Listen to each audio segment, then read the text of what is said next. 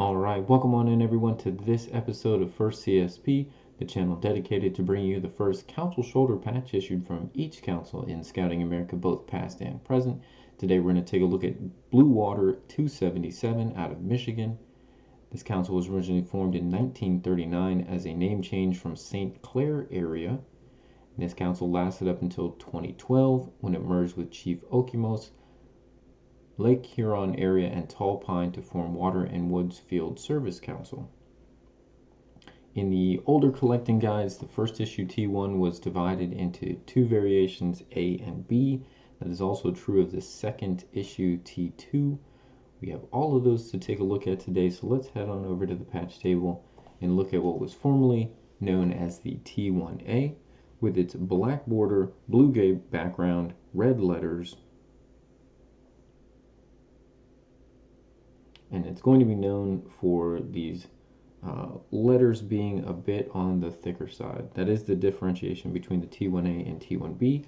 Obviously just different production runs of the T1.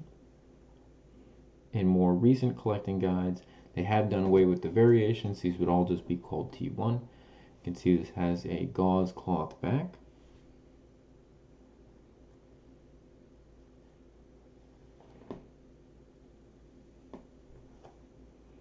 And then right below we'll put what was formerly listed as the T1B.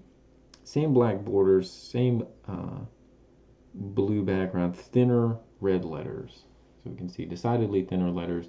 And what differentiates the T1s from the T2s is the T2s are going to add white fleur-de-lis. They're going to be the same design essentially though. T1B here happens to be a plastic back.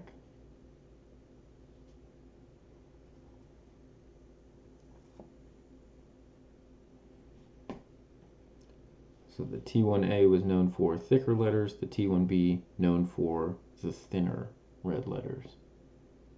Again, those distinctions have since been done away with, but those were the original classifications. Now both of these would just be listed as T1. Again, we've had some comments in the past just asking, with the more recent collecting guides having moved to do away with those variations, why do we sometimes talk about them in our videos? Why do we use the older designations? And really it's just to give us maybe some idea of the potential order in which they were released. There's no guarantees with that, but we think that it may be helpful. And just to make sure that that information is not lost to time, we have the older collecting guides where those differentiations were made, and so we just provide that additional information. The hope is that it has some utility. Some people may feel that it does, some others may argue that it doesn't, since it's been done away with. But here we have two examples now of the T2. You can see the addition of the white fleur-de-lis to essentially the same design as the T1s. The distinctions here for the T2 both have a black border, blue background, white fleur-de-lis. The T2A is listed as having red letters, and the T2B is listed as having orange red letters. And you can see the distinction there. The red looks considerably darker and the orange red looks a bit brighter.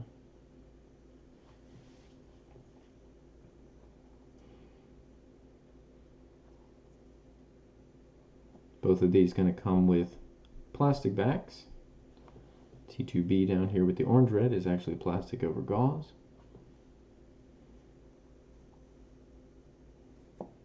Fairly easy not to confuse the T2s with the T1s, with those big white fleur-de-lis. But there you have it. Make a little contrast here. So here's a T1A and a T2A. And there you have the first issues for the Blue Water Council out of Michigan. Hope you guys have enjoyed this episode of First CSP. We'll be back again tomorrow with another brand new episode. If you have not, we would really love for you to like, share, and subscribe to the channel. So we'll continue to have new episodes until we've exhausted the collection. So we've got many more to go. So we're only here on episode 334. we've got nearly 580 councils that have produced a first CSP in some form or fashion. And so plenty more episodes to come. We hope to have you along for the journey. Until tomorrow's episode, thank you again for tuning in, and I hope you guys have a great rest of your day.